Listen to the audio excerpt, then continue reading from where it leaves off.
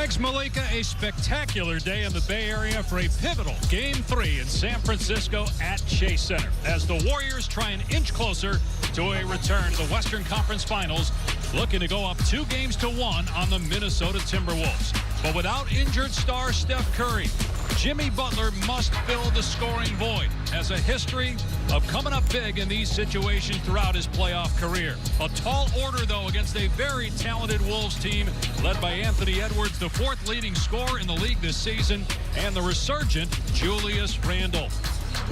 Winner of this series moves on to the conference finals to face either Denver or Oklahoma City. Denver up 2-1 with Game 4 tomorrow on ABC.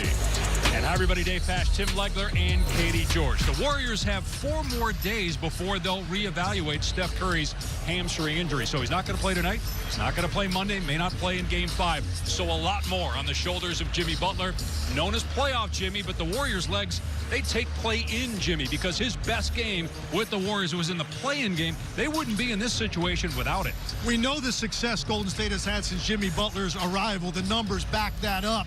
In the playoffs, he has been solid, at times very good, but he was sensational in that playoff game, the one that you're referencing. And I think the reason we put that up there, it might take that kind of performance out of Jimmy Butler in this game against a very good Minnesota defense.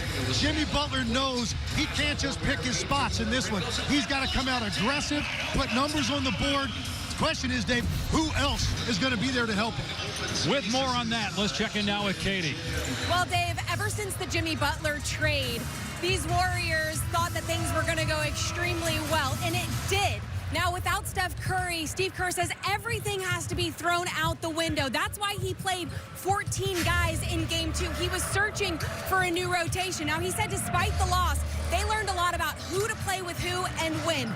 Look for Trace Jackson-Davis to start and Jonathan Kuminga to get more run tonight.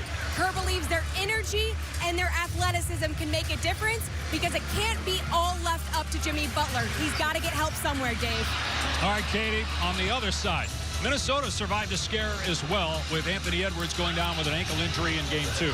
But he's not on the injury report. He's good to go, Legs. His numbers aren't gaudy in this series, but he's had a lot of help, in particular, Julius Randle. You feel like Anthony Edwards is due to go off. He's really only erupted once in the postseason offensively, despite having very good numbers.